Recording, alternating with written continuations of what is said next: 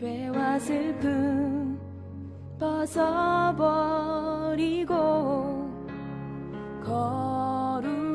거룩한 새 생명 얻었네. 오직 그의 피를 믿음으로 정한 마음 얻게 하시니 화목해 하신 주와 함께 왕 노릇하리로다. 자유하리 주 보혈. 누가복음 8장 15절이랍니다. 누가복음 8장은 씨 뿌리는 비유에 대한 기록이죠. 마태복음 13장, 마가복음 4장, 누가복음 8장에 기록되어 있습니다. 마태복음 있는 내용과 마가복음 비슷한데 누가복음에 있는 내용은 많이 틀립니다. 누가복음이 씨 뿌리는 비유는 훨씬 더 잘 되어 있어요. 잘 되어 있지만은 우리가 자세히 봐야 되죠. 누가복음 8장 4절부터 8절까지는 씨 뿌리는 비유에 대한 내용이 그대로 기록이 되어 있고 9절 이하부터는 해석이 되어 있습니다. 15절까지 해석이 되어 있어요. 씨 뿌리는 비유에 대한 해석이 되어 있습니다.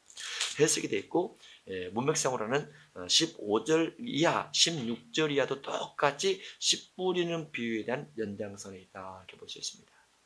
어떻게 보면은 누가복음 8장 16절은 마태복음 5장 14절에 너희는 세상 빛이라 빛을 가지고 설명했던 등불을 껴서 말 아래 두지 않고 등경 위에 두라니 그 예화와 비슷한 것 같아요. 그런데 한 예화를 가지고 예수님께서 다른 장소에서 다른 내용 가지고 예화를 든 경우가 여러 번 있습니다. 잘 이해를 하셔야 돼요. 그래서 전후 문맥을 통해서 보면은 한 예화는 한 가지인데 내용이 틀린 경우가 있어요. 예화는 한 가지인데 이걸 잘 봐야 돼요. 그렇지 않으면 똑같이 묶어서 해석을 하면 틀립니다. 들려요? 먼저 된 자로서 나중되고 난중된 자로서 먼저 된 자가 있다. 이런 부분도 그렇고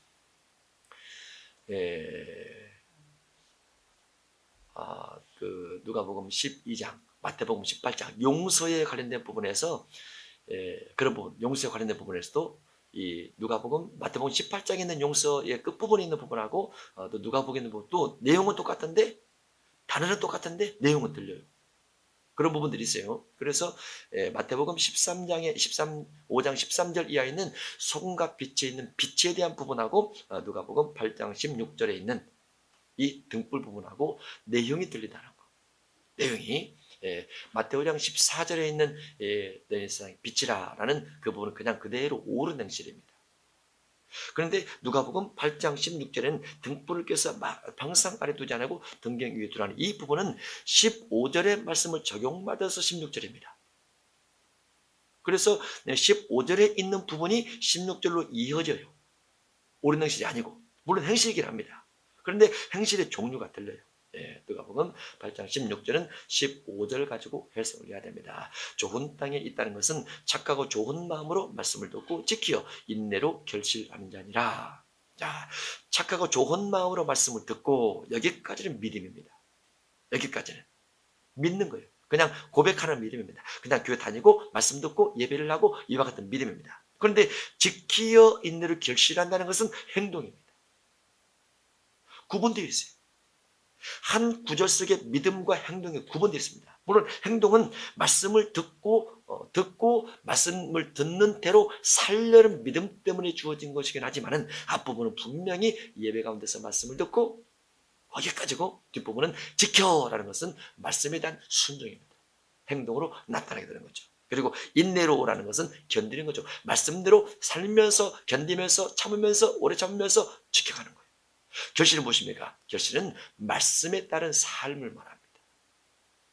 그냥 단순하게 선한 행실 이것이 아니고 앞부분에 있는 씨 뿌리는 비유 속에서 말씀을 듣되 깨닫지 못할 때는 마이가 빼앗아가 버리고 말씀을 듣되 뿌리가 없으면 말라버리고 말씀을 듣되 가시가 기운을 막아 자라지 못하겠고 해서 말씀을 다 듣는 사람들인데 결국은 말씀에 대해서 벗어나 버렸어요. 그런데 좋은 땅에 있는 사람은 말씀을 듣고 인내로 결실한답니다. 그래서 결실은 말씀 따라 살아가는 삶이라 볼 수 있는 거죠. 말씀의 삶입니다. 이것을 예화로 든다면 예수님께서 마태복음 5장 1절부터 7장 27절까지 산상수훈을 말씀하셨고 산상수훈의 말씀을 예수님의 제자들이 지켜 행했더라고 말이죠. 그래서 마태복음 5장 21절처럼 살인하지 않고 27절처럼 간음하지 않고 이 33절처럼 원수를 사랑하고 보복하지 않고 43절처럼 이웃을 사랑하고 6장 1절처럼 구제하되 자랑하지 아니하고 6장 5절처럼 기도하고 이런 부분들이 쭉 그대로 지켜졌다고 하면 여기서 말한 결실입니다. 곧 삶의 행실의 삶, 말씀에 순종하는 삶을 결실이라고 한다 볼 수 있습니다. 그 말씀대로 사는 부분에 있어서 16절 누구든지 이 말씀을 들었던 사람 누구든지 말씀을 들은 사람 누구든지 등불을 켜서 그릇으로 덮거나 등불을 켜서 그릇으로 덮거나 주의 말씀대로 사는 것을 덮지 않더라고 말이죠. 말씀대로 살아가는 것을 덮지 않더라고 말이죠. 그릇으로 덮지 않아요. 말씀대로 사는 삶은 덮여지지 않습니다. 우리가 오른손이 아니를 왼손이 모르게 할지라도 누군가 알아요. 덮여질 수가 없어요. 사람이 사는 세상에서는 다 압니다.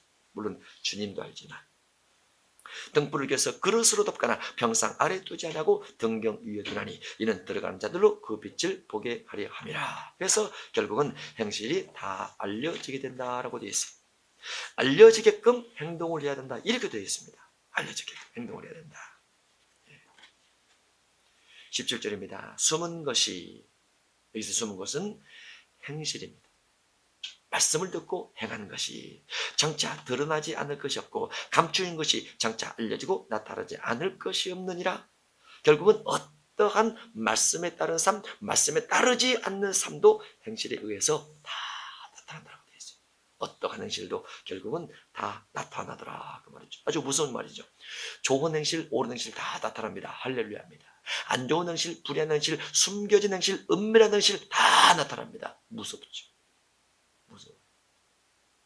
그래서 이 등불 부분이 윗부분에 적용받아서 문맥상으로 말씀에 따른 삶, 말씀에 따른 삶이 아닌 행실, 길가와 돌밭과 이 가시밭에 있는 사람들은 그 행실을 그대로 여기서 숨기지 않고 다 나옵니다. 옳은 행실을 한 사람도 숨길 수 없어 다 나옵니다. 누구든지 어떤 삶의 행실든지 다 나오게 돼 있다는 거. 예. 그래서 숨은 것이 장차 드러나지 않을 것이 없고 감추인 것이 장차 알려지고 나타나지 않을 것이 없느니라 라고 되어 있습니다. 어느 때 그렇게 되는가? 어느 때 그렇게 되는가? 다 그렇게 될 때가 오죠. 어느 때입니까? 계시록 20장 14절에 성경 구절 되어 있습니다. 계시록 20장 11절입니다.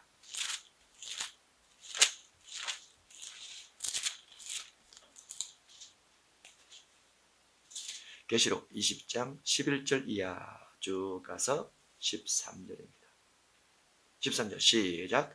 바다가 그 가운데서 죽은 자들 내주고 또 사망과 음부도 그 가운데서 죽은 자들 내주매 각 사람이 자기 행위대로 심판을 받고 각 사람이 자기 행위대로 심판을 받고 그러면 행위가 옳은지 그른지 기준이 있어야죠.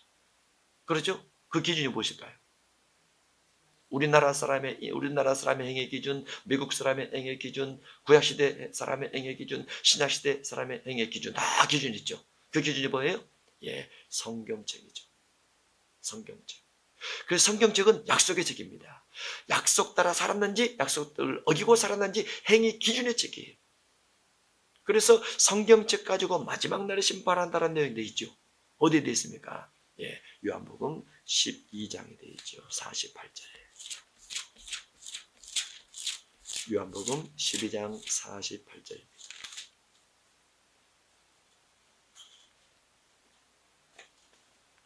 요한복음 12장 48절 시작.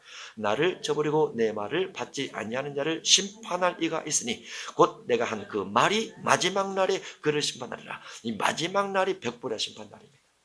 심판하리라. 내가 한 그 말, 예수님이 한 말입니다. 기본적으로 예수님이 한 말은 마태, 마가, 누가, 요한, 사복음서다. 가장 기본적인 거죠.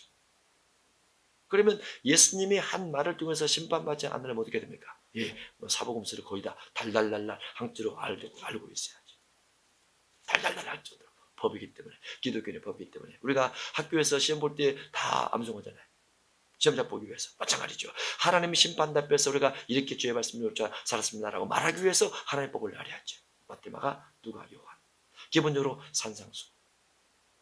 그러면 주님 앞에 할 말이 있죠.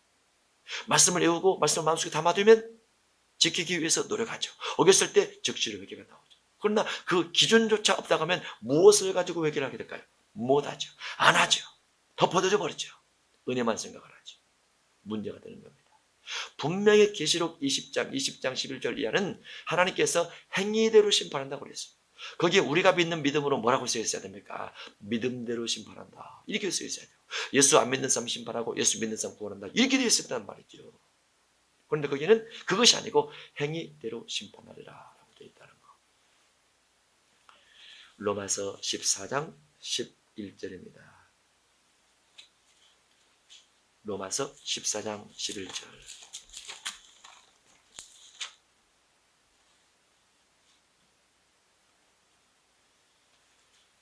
10절입니다. 10절부터 봐야 되겠죠? 10절, 11절, 12절 로마서 시작. 내가 어찌하여 내 형제를 비판하느냐? 어찌하여 내 형제를 업신여기느냐? 우리가 다 하나님의 심판다 앞에 서리라. 기록되었을 때 주께서 이르시되 내가 살았느니 모든 무릎이 내게 꿇을 것이요 모든 혀가 하나님께 자백하리라 했느니라. 이러므로 우리 각 사람이 자기 일을 하나님께 직구하리라. 예. 10절에 분명히 심판대 앞에 서리라 서렸죠. 그 심판대가 계시록 20장 11절 이하 벽보자 심판대입니다. 그런데 내용으로 보면은 10절에 형제를 비판하고 형제를 업신여긴 것에 대해서 심판받으리라라고 되어 있어요. 근데 11절에 보면은 내 혀로 하나님께 자백하리라라고 되어 있어요. 내가 형제를 비판하고 형제를 업신여긴 것을 내 입으로 스스로 하나님께 말하게 될 때가 오리라고 말했죠. 12절 이러므로 우리 각 사람이 자기 일, 자기가 비판했던 것, 자기가 업신여겼던 것들을 자기 입으로 하나님 앞에 직접 구하리라. 어떻게 그렇게 될까요? 지금 우리가 육신을 가지고 있을 때는 숨깁니다. 감추죠. 그런데 백보자 앞에서는 유리 같은 바다, 그 앞에서는 사람의 영혼이 다 드러나고 마귀가 없기 때문에. 그들 마귀가 없죠. 마귀가 계시록 20장 10절에서 둘째 사막에 들어가 버린단 말이죠. 들어가 버리고 없는 상태에서 사람만 가지고 재판을 받아요. 그래서 사람이 재판을 받을 때 하나님 앞에 내 속에 있는 것을 그대로 꺼내서 말할 수밖에 없어요. 마귀 미혹받을 받지 못하기 때문에 직구한다고 말이죠. 그것이 심판이라고 이렇게 볼 수 있죠. 그러나 우리에게 중요한 것은 무엇입니까? 하나님의 심판대가 있음에도 불구하고 우리에게 중요한 것은 무엇이 중요하냐? 예, 용서받은 죄는 사라진다라는 거죠. 용서받은 죄는 사라진다. 중요한 것은 용서받은 죄는 사라진다. 할렐루야죠. 용서받은 죄. 로마서 3장 24절입니다. 로마서 3장 24절. 용서되지 않는 죄는 드러납니다. 용서된 죄는 사라지고. 얼마나 감사합니까? 십자가 항도가 낙원에 갈 수 있었던 이유는 그가 원죄가 국가 공인죄임에도 불구하고 용서받았기 때문에 거기 가죠. 용서. 물론 십자가 항도는 회개치 않았습니다. 그러나 주를 믿는 믿음이 있었어요. 자기 죄를 인정하면서 주님을 그리스도로 인정하는 믿음이 있었어요.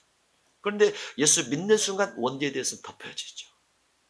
믿은 이후의 죄는 잠재로 따로 회개를 해야 되지만, 로마 3장 24절은 원죄에 대한 부분입니다. 23절, 24절 읽겠습니다. 25절까지 시작. 모든 사람이 주를 범하였음에 하나님의 영광에 이르지 못하더니 그리스도 예수 안에 있는 속량으로 말미암아 하나님의 은혜로 값없이 의롭다 하심을 얻은 자 되었느니라. 이 예수를 하나님이 그의 피로써 믿음으로 말미암는 화목제물로 세우셨으니 이는 하나님께서 길이 참으시는 중에 전에 지은 죄를 간구하심으로 자기의 의로우심을 나타내려 하심이니. 이 부분은 모든 사람의 죄를 범에 따르는 원죄성입니다. 모든 사람의 죄를 범하였음에 원죄. 원죄가 예수님의 은혜로, 예수님께서 덮어주심으로, 예수님께서 간구하심으로, 예수님께서 없는 것처럼 여겨주심으로 하나님의 은혜로 우리가 의로움을 받아요. 의롭다고 되는 겁니다. 그래서 십자가 강도가 구원을 받게 된 것이죠. 원죄 사함은 바로 구원입니다. 그러나 조건이 있어요. 바로 죽어야 됩니다. 그러나 그 위에 삶을 살고 있다면 그 뒤로는 자범죄를 지게 되는데 자범죄는 두 가지 종류가 있죠. 요한일서 5장 16절 이하에. 자범죄 두 가지 종류가 있습니다. 한 가지는 사망에 이른 죄가 있고 사망에 이르지 않는 죄가 있더라. 믿지 않는 사람들은 원칙적으로 사망의 죄입니다. 근데 그것을 예수님 믿음으로 사망에 이른 죄도 다 덮어주세요. 용서를 해주세요. 그러나 믿은 이후에 주어지는 사망의 죄는 믿기 전에 가지고 있었던 사망죄와 판역이 달라요. 그래서 믿은 이후에 짓는 사망의 죄, 사망에 이른 죄, 사망에 이르지 않는 죄, 이것은 절대적으로 우리가 하나님 앞에 죄사함을 위한 회개 기도가 필요하다 볼 수 있습니다. 회개 기도가. 그렇지 않다면 구원파죠. 회개하지 않아도 구원받는다고 하면. 근데 기성교단에서 구원파를 이단이라고 했단 말이죠. 또 어디를 보자면 히브리서 8장을 보겠습니다. 히브리서 8장입니다. 주님이 은혜로 우리의 죄를 사해 주는 부분.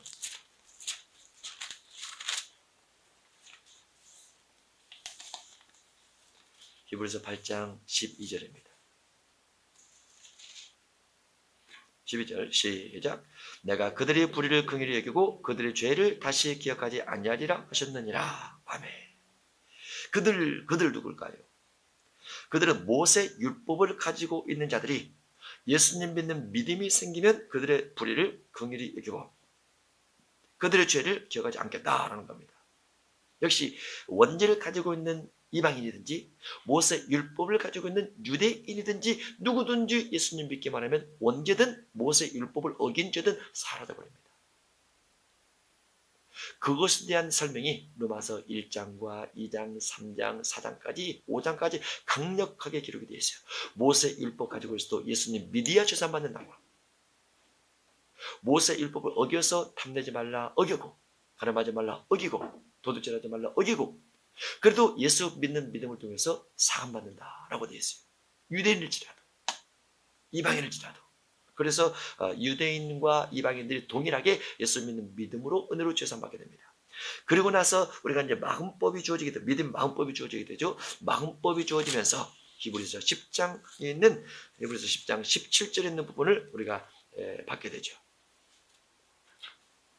히브리서 10장 17절입니다. 16절부터 시작. 주께서 이르시되 그날 부르는 그들과 맺을 언약이 이것이라 하시고 내 법을 그들의 마음에 두고 그들의 생각에 기록하리라 하신 후에 또 그들의 죄와 그들의 불법을 내가 다시 기억하지 아니하리라 하셨으니 이것들을 사하셨은즉 다시 죄를 위하여 제사 드릴 것이 없느니라. 모세 율법에 근거한 제사는 없다고 말이죠. 죄 사함을 위한 짐승 제도도 없다고 말이죠. 죄 사함을 위한 핏부림의 제도도 없다고 말이죠. 마음법이 주어지면서 예수님께서 십자가 지셔서 짐승 되시고 대신 죽어주기 때문에 없습니다. 없어요. 그러나 그렇게 해서 예수님 믿게 되고 그렇게 해서 예수님 안에 들어온 사람에게는 예수님께서 반드시 그들에게 설교하는 것이 있고 세례요한이 그들에게 반드시 설교하는 것이 있는데 나를 믿고 따라오는 사람들아 회개하라 라고 말합니다. 그게 마태 3장 마태 4장이 되어 있습니다. 그러나 우리는 요한일서 1장 5절을 보도록 하겠습니다. 요한일서 1장 5절. 원죄를 가진 이방인, 모세 율법 가진 유대인들, 그들은 회개 없이 주를 믿기만 하면 다 죄사함이 되지만 그 이후에 믿는 믿음을 가지고 있는 우리는 회개를 통해서 죄가 사함된다고 말이죠. 요한일서 1장 5절부터 10절까지인데 9절을 보겠습니다. 9절 시작. 만일 우리가 우리 죄를 자백하면 그는 밉보시고 의로우사 우리 죄를 사하시며 우리를 모든 불의에서 깨끗하게 하실 것이요 앞부분에서는 회개치 않고도 주를 믿으면 의롭게 되고 주를 믿으면 죄사함이 되는데 분명히 요한일서 1장 9절에서는 회개를 하면 죄가 사함받는다라고 되어 있어요. 회개를 통해서 우리가 주기도문 속에도 그런 내용이 있죠. 우리가 우리에게 죄 지은 사람을 용서하면 우리가 용서될 것이요 라고 되어 있어요. 마태복음 18장도 용서해야 용서가 된다 이렇게 되어 있습니다. 용서치 아니하면 주께서 너희 죄를 사하지 아니하시리라 이렇게 되어 있어요. 1만 달란트 빚진 자가 주님 앞에 왔습니다. 주님께서 탕감시켜 줬습니다. 전부 탕감시켜 줬습니다. 그 사이 밖에 나가서 지게 100데나리 빚진 자를 용서하지 않을 때 예수님께서 저를 다 불러다가 그 사람 불러다가 내가 너희 죄를 탕감시켜 줬는데 너에게 죄 지은 사람을 네가 용서치 아니하니 1만 달란트를 내놓으라 말씀하시고 옥에 집어넣어버리라 라고 말합니다. 그래서 자범죄 법원은 주님께서 반드시 용서, 회개 이 부분과 관련돼 있고 그를 통해서 죄사함이 된다. 이렇게 됐어요. 원죄부는 무조건 은혜입니다. 모세 율법을 가지고 있는 사람도 원죄를 가지고 있던 이방인들도 무조건 은혜로 사함받고, 그러나 믿은 이후에는 자문죄는 회개를 통해서 사함받는 거. 그럼 회개치 않으면 죄사함이 안 되죠. 죄사함이 안 되면 뭐가 맞습니까? 죄가 맞죠. 교회를 다녀서 저절로 죄사함이 주어진다 하면 말씀에 대해서 깨닫고 내 마음속에 뭔가 회개를 하고 삶이 돌이켜지고 마음이 돌이켜지고 달라지고 변화가 돼서 거듭난 자의 삶을 살아갈 때는 그게 죄사함의 증거라 볼 수 있어요. 주님을 헌신적으로 사랑할 때 그 죄사함의 증거라 볼 수 있습니다.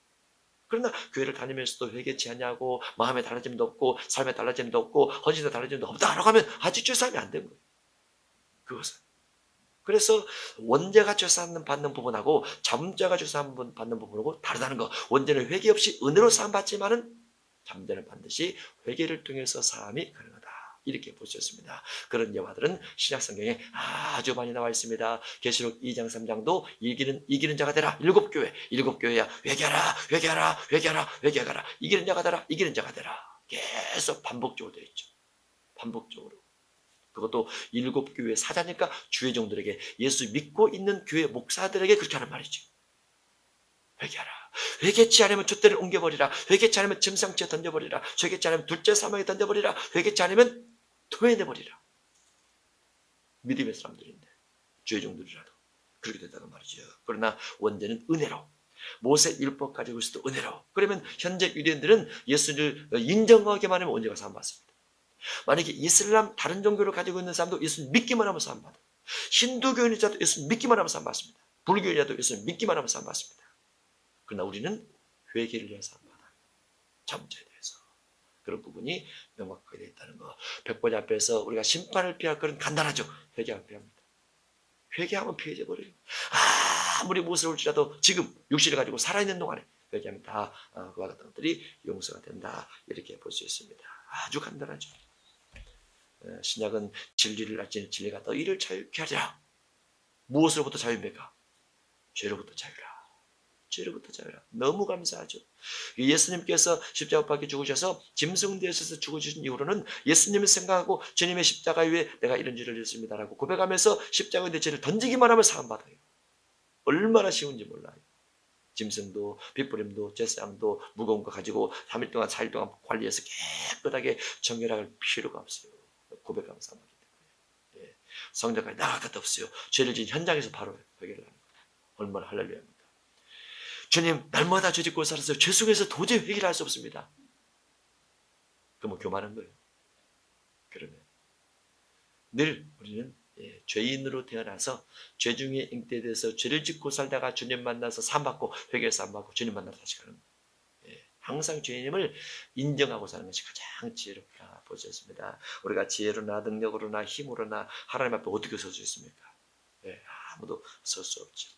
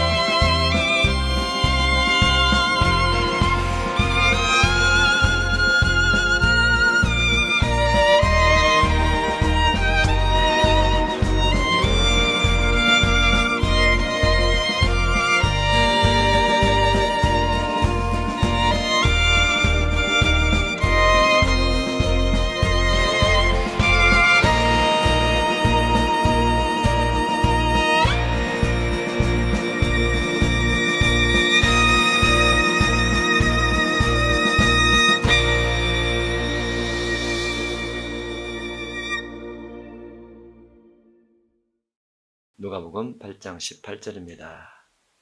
그러므로 너희가 어떻게 들을까 스스로 삼가라. 어떻게 들을까? 무엇을? 주님 말씀을 어떻게 들을까? 성경을 어떻게 들을까? 스스로 조심하라. 성경을 보고 성경을 듣고 이것에 대해서 조심해야 됩니다. 잘못 듣거나 잘못 보거나 하면 절대로 안 되는 거죠. 어떻게 들을까? 스스로 삼가라. 누구든지 있는 자는 받겠고, 있는 자 누구든지, 성경 보는 사람 누구든지 성경이 있는 사람 받겠고, 성경이 없는 사람은 있는 줄로 아는 것까지도 빼앗기리라. 성경을 그대로 봐야 되죠. 성경을 비유로 보면 절대로 안 된다고 그랬죠. 비유로 보게 되면 그 말씀의 깨달아짐이 닫힌다, 이렇게 볼 수 있어요. 성경을 그대로 봐야 말씀에 대한 깨달음이 주어진다, 이렇게 볼 수 있죠. 말씀이 있는 사람 넉넉히 받고 말씀이 없는 사람은 있는 것도 빼앗기게 되는데, 말씀이 있을 때 넉넉히 받는 것은 마태복음 8절로 보면 30배, 60배, 100배에 대한 기록이 되어 있습니다. 30배, 60배, 100배의 기록은 축복에 대한 부분이 아니고 말씀에 대한 부분입니다. 말씀에 대한 부분. 마태복음 15장 6절에 보면은 너희 전통으로 하나님의 말씀을 폐하게 된다, 그렇게 되어 있어요. 너희 전통으로 하나님 말씀을 폐한다. 그러면 장로 유전, 장로 전통이 하나님 말씀을 점점 없앤다는 거죠. 말씀이 있는 사람은 넉넉히 받고 없는 사람은 있는 것도 빼앗깁니다. 자유주의 신학자들은 성경을 비유로 봐요. 비유로. 그대로 봐야 되거든요. 그대로 봐야 성경에 대한 깨달음이 주어진다 볼 수 있습니다. 더하거나 빼지 않고 장로의 유전 넣지 않고 그대로 봐야 되죠. 그래야 성경이 쉬워집니다. 19절, 불신의 가족입니다. 예수의 어머니와 그 동생들이 왔으나 무리로 인하여 가까이 하지 못하니 어떤 이가 말리되 당신의 어머니와 동생들이 당신을 보려고 밖에 서 있나이다. 예수께서 대답하시되 내 어머니와 내 동생들은 곧 하나님의 말씀을 듣고 행하는 이 사람들이라 하시니라. 해서 예수님께서 예수님의 어머니와 가족들을 향해서 그들은 내 가족이 아니다는 식으로 말씀을 하십니다. 이유가 있죠. 무엇입니까? 하나님의 말씀을 듣고 행하지 않았기 때문에 그렇습니다. 만약에 어머니와 가족들이, 예수님의 동생들이 하나님의 말씀을 듣고 행했더라면 예수님께서 이 말씀 많이 안 하셨을 거예요. 그런데 그들이 하나님의 말씀을 듣고 행하지 않고 혈육의 정에 대한 부분만을 가지고 예수님을 찾아오니까 예수님께서 아니다라는 거죠. 단호하게 아니다라고 말하고 있습니다. 말씀대로 살아야 형제요 자매요 부친이라, 이렇게 말하고 있는 거죠. 예수님께서 어머니를 어머니라 말하지 않고 여자여라고 말했던 어머니로 인정치 않는 부분이 성경에 3군데가 나오죠. 본문 외에 2군데가 있습니다. 한 군데는 요한복음 2장 4절에 되어 있습니다. 물로 포도주를 만들었던 사건 가운데 있는데 예수께서 이르시되 여자여 나와 무슨 상관이 있나이까? 내 때가 아직 이르지 아니하였나이다 하면서 여자여라고 말하고 있어요. 여자여. 이때 예수님께서 어머니를 향해서 왜 여자여라고 말했다고 했죠? 때가 이르지 않았는데 예수님의 어머니가 예수님에게 이적을 요구하시니까. 그래서 여자여. 아무리 여자여가 높은 말을 할지라도, 부인, 높은 말을 할지라도 자식이 어머니를 향해서 여자여, 부인이여 이렇게 말하는 거라고 어머니 말하는 거라고는 아주 차이가 크죠. 예수님의 어머니는 예수님의 능력을 알고 있었고 예수님께서 물을 포도주로 변화시킬 수 있다는 것을 알고 있는데 때가 이르기 전에 요구를 하셨어요. 그래서 예수님께서 여자여 라고 말을 합니다. 요한복음 19장 26절에 보면 예수님께서 십자가 위에 달리셨을 때 똑같습니다. 예수께서 자기 어머니와 사랑하시는 제자가 곁에 서 있는 것을 보시고 자기 어머니께 말씀하시되 여자여 보소서 아들이니라 하고 십자가 위에서 마지막 예수님께서 운명하기 직전에 어머니를 향해서 분명히 옆에 있는 제자가 어머니다라고 어머니와 사랑하는 제자가 있다는 것을 예수님이 다 보시고 아시고 함에도 불구하고 어머니를 향해서 여자요 라고 말하고 있죠. 왜 그랬을까 이때는? 이때는 마리아가 예수님을 육신의 아들로 하나님의 유월절 어린 양으로 생각을 해서 그 유월절 어린 양이 죽어야 온 인류가 죄사함받고 유대인들도 믿음을 통해 죄사함받고 구원에 이르게 된다는 그 신앙적인 견지보다는 육신의 아들로 라고 생각을 해서 바라보고 있으니까 예수님께서 어머니가 아닙니다. 여자입니다. 이렇게 말한다는 얘기죠. 신앙적인 부분은 아주 중요합니다. 아주 중요해요. 성경에 순종하고 주의 말씀에 순종하고 아버지 말씀에 순종하는 자가 곧 주님의 가족이다 이렇게 볼 수 있습니다. 천국에 올라가면 거기에는 어떠한 가족들이 있느냐? 하나님의 말씀대로 산 행동파들만 있습니다.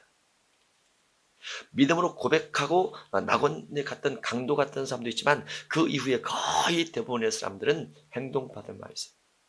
천국에서 그 행동을 나타내는 말로 사랑입니다. 그럼 예수님이 뭐라고요? 행동대장. 우리는 예수님을 따라가는 무리들. 그렇게 볼 수 있는 거죠. 22절입니다. 예수님의 권위를 나타내고 있습니다. 바람과 물결을 잔잔하게 했습니다. 하루는 제자들과 함께 배에 오르사 그들에게 이르시되 호수 저편으로 건너가자 하시매 이에 떠나 행선할 때 예수께서 잠이 드셨더니 우리가 이 부분을 통해서 하나 볼 수 있는 것은 예수님께서 건너편으로 가시는데 그 건너편이 어디냐면 거라사 지방입니다. 거라사 지방인데 거기에 누가 있었냐면 군대 귀신 들린 자가 있었어요. 그리고 예수님께서 그 지역으로 건너가고자 할 때 예수님께서 잠이 드셨는데 마침 광풍이 배에 몰아치게 됩니다. 예수님께서 주무셨다는 것은 하나님의 아들이지만 육체 속에 신성의 충만함이 계시지만 그럼에도 불구하고 예수님은 인성 가지고 계신 육신을 입고 오신 하나님이라고 볼 수 있습니다. 그래서 육신의 제약 조건에 해당되죠. 주무십니다. 피곤해하십니다. 눈물을 흘리십니다. 배고파하십니다. 이런 부분들이 예수님의 인성이라 볼 수 있습니다. 광풍이 호수로 내리침에 광풍 배에 가득하게 돼요. 예수님께서 제자들과 함께 있고 제자들이 예수님과 함께 있음에도 불구하고 풍랑 만납니다. 하나님께서 우리와 함께 계셔도 풍랑 만날 수도 있어요. 그렇죠? 우리가 마태복음 4장에서 성령이 예수님을 이끌어 가시는데 어디로 이끌어 갔다고 그랬죠? 마귀가 있는 곳, 마귀에게 시험 받게 이끌어 가신다라고 되어 있습니다. 그래서 우리가 성령 충만해도 우리가 시험에 이끌림 받을 수 있습니다. 성령 충만해도 시험가에 나갈 수도 있어요. 그렇게도 우리가 생각해야 됩니다. 원죄가 없어도 시험이 있다고 했죠? 원죄가 없어도 예수님하고 아담. 죄가 전혀 없는 아담과 예수님도 마귀를 통해서 시험 받더라라고 볼 수 있습니다. 그래서 시험이 없는 사람은 아예 없습니다. 조금 차이만 있을 뿐, 크고 작은 차이만 있을 뿐, 길고 작고 이런 차이만 있을 뿐, 시험이 없는 사람은 아예 없어요. 우리가 기도할 때 주여 왜 나만 미워하시나이까 이렇게 생각하면 안 돼. 누구나 다 시험이 있다는 거. 누구나. 다만 성령 충만한 사람은 이길 수 있다는 거. 능력이 있으면 이길 수 있다는 거. 기도하면 주께서 이기게 만들어주신다는 거. 주님이 우리를 향해서 주님을 의지할 수 있는 믿음을 요구하기 위해서 우리에게 시험을 주시기도 하신다는 거. 그래서 시험이 오면 인내하라라고 야고보서 1장 2절에 되어 있습니다. 광풍이 호수로 내리침에 배에 물이 가득하게 되어 유티한지라. 그럼 이 광풍이 예수님께서 계심에도 불구하고 왔다라고 봤을 때 사탄을 통한 역전이 현상일 수도 있다 이렇게 볼 수 있습니다. 예수님께서 가고자 하는 지역에 군대 귀신 들린 자가 있었고 그 군대 귀신 들린 자가 예수님의 오시기를 방해하면서 이와 같은 일을 저지를 수도 있다라는 거죠.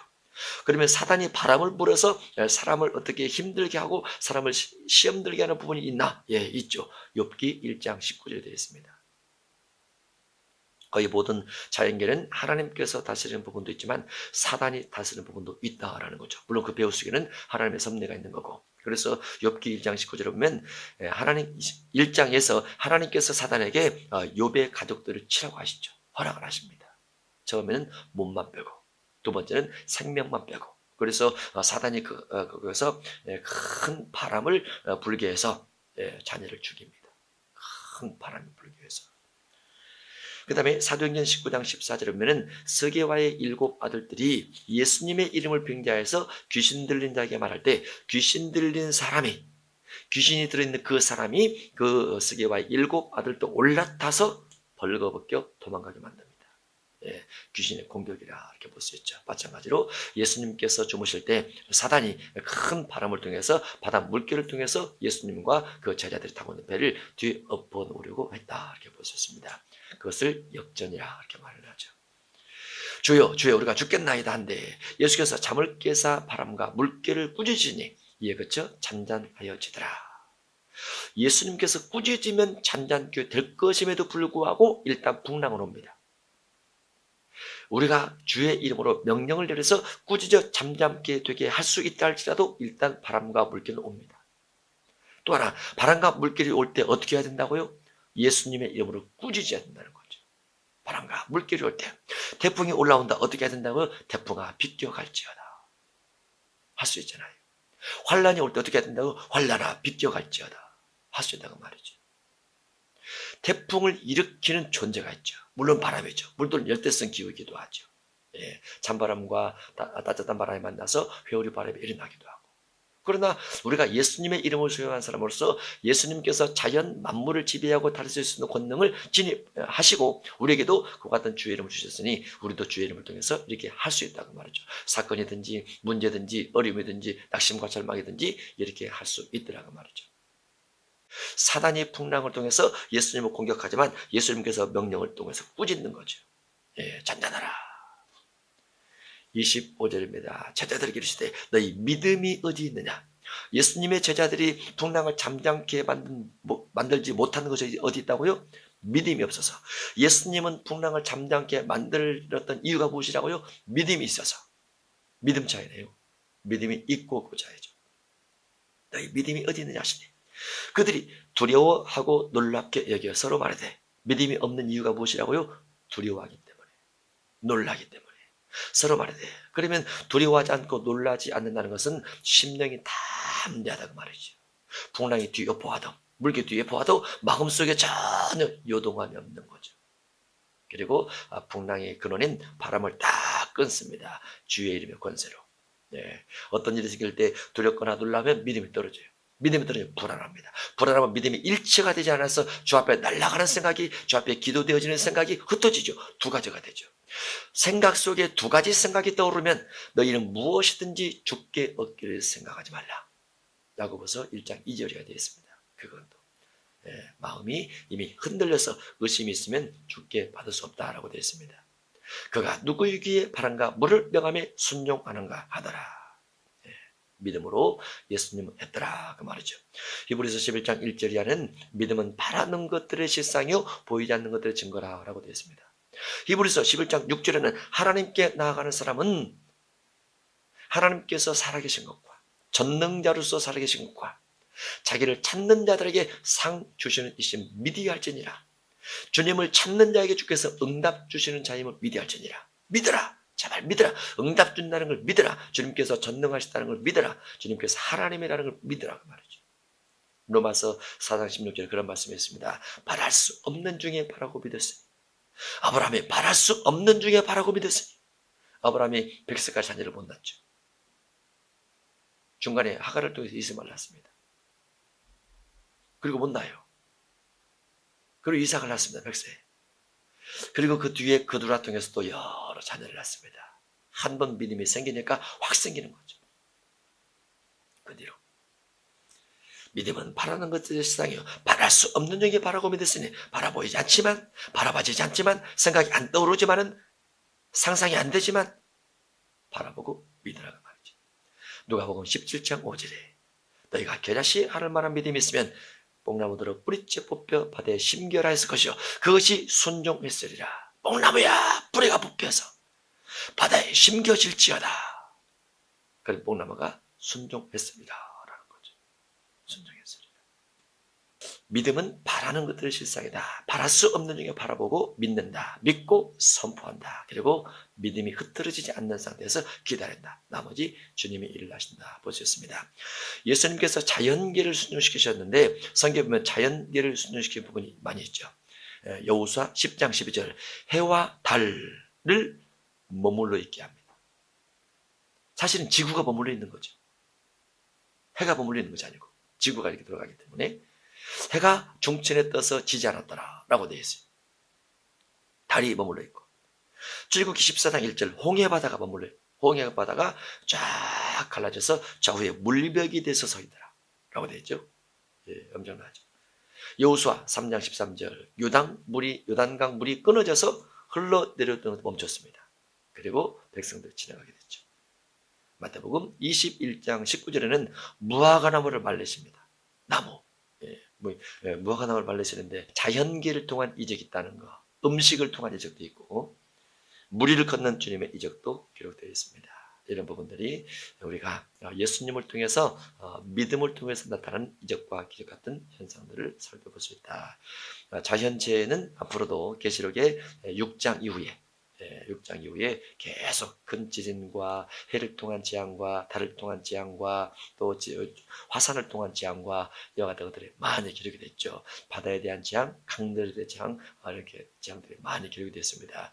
그럴 때마다 우리 그리스도인들이 그런 부분을 가지고 비록 하나님이 그렇게 하지만은 또 범죄 때문에 하나님이 그렇게 하시긴 하지만은 우리가 그런 부분을 잘 기도를 하면서 지혜롭게 슬기롭게 대처해 나가는 것이 지혜롭다 이렇게 볼 수 있습니다. 마지막 시대에 우리가 반드시 그런 부분에서 피할 길을 얻어서 가는 것이 최고로 좋다 이렇게 볼 수 있죠.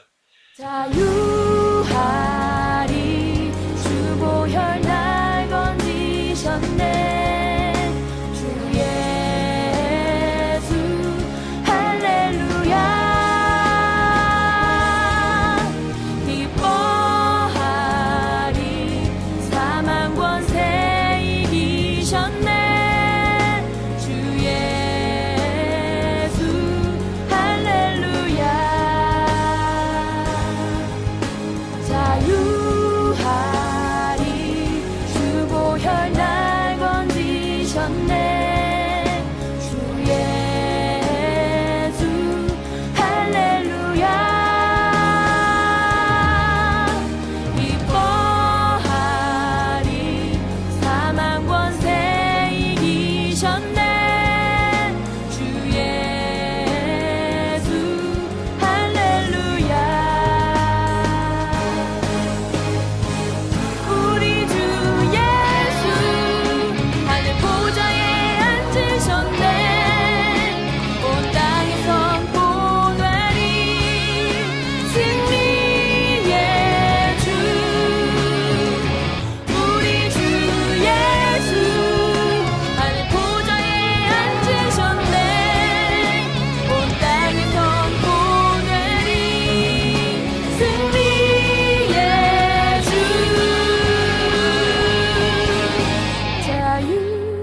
자유하리 주 보혈 날 건지셨네